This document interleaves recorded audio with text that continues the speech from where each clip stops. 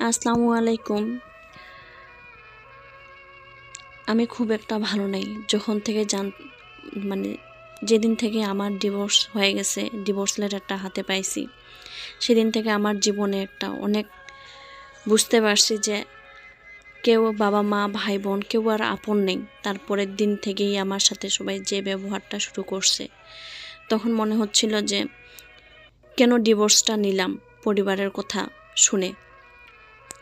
ডিভোর্সের আগে তো সবাই মনে হচ্ছিল যে মাথায় করে রাখবে, কিন্তু যেদিন থেকে ডিভোর্স দিয়ে আসছি সেদিন থেকে মনে হচ্ছে যে দুনিয়াতে জাহান্নাম দেখতেছি।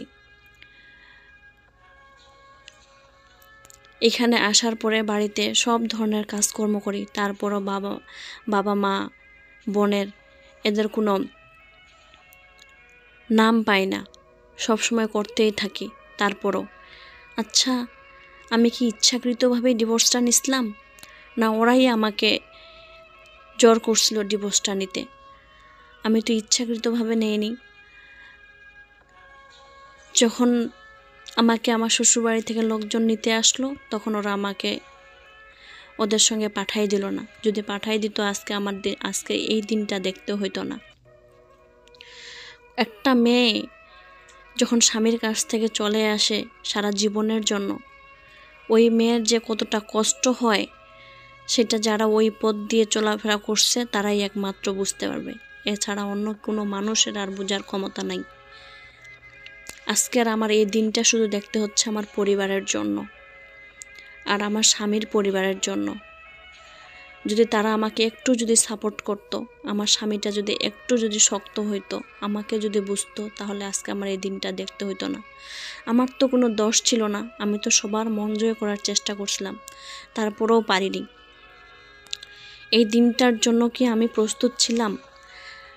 আমি যে এরকম, এটাও তো আমার ধারণার বাইরে। আমি তো নিজে এরকমটা হইনি, আল্লাহই তো আমাকে এইভাবে সৃষ্টি করছে না। এখন পরিবারের কাছে আমি বোঝা, আমার কোথাও ঠাঁই নাই। যেখানে যাই সেখানে সবার মুখে নানা ধরনের কথা শুনতে হয়। লাথি গুতা খেয়ে আমাকে এখন এই পরিবারের মধ্যে থাকতে হচ্ছে। না পাই বাবার ভালোবাসা, না পাই মার ভালোবাসা, না পাই বোনের ভালোবাসা, না পাই পরিবারের আর কারো ভালোবাসা। এমনকি ছোট বাচ্চাগুলো পর্যন্ত আমাকে অতটা দেয় না, গুরুত্ব দেয় না। এখানে আমার করার কি আছে? আমি তো ইচ্ছাকৃতভাবে এই পথ বাছে নেইনি, আমি তো নিতেও চাইনি। ওরাই তো আমাকে বাধ্য করছে এই ডিসিশন নিতে। এখানে আমার দোষটা কী ছিল? আমার কি কোনো কিছু করার ছিল? এখন তো মনে হচ্ছে প্রতিনিয়ত আমি জাহান্নামের আগুনে ভুগছি। যখন আমার মা কটু কথাগুলা বলে, নানান ধরনের কথা বলে, তখন আমার উপর দিয়ে যে কি বয়ে যায়, তো এই মানুষটা আমি কিভাবে ভালো থাকবো, কিভাবে সবার সাথে ভালো ব্যবহার করব, এটাই তো আমার মাথায় আসে না। আর সবাই আমার কাছ থেকে যে আমি যেন ভালো ব্যবহার করি, সেই সকালবেলা উঠি, সব ধরনের কাজকর্ম করি, তারপরেও আমি কারো কাছ থেকে একটুও ভালোবাসা পাই না।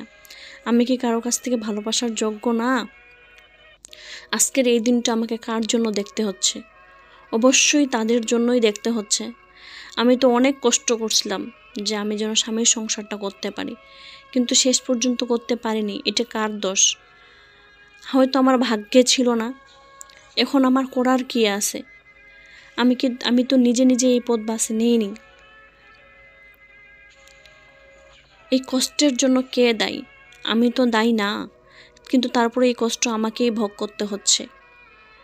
এখানে আমার করার কি আছে? কিছুই করার নেই। আমার জীবনে অনেক কিছুই আছে। যদি শোনার ইচ্ছা থাকে তো আপনারা আমার পাশে থাকেন। আল্লাহ হাফেজ।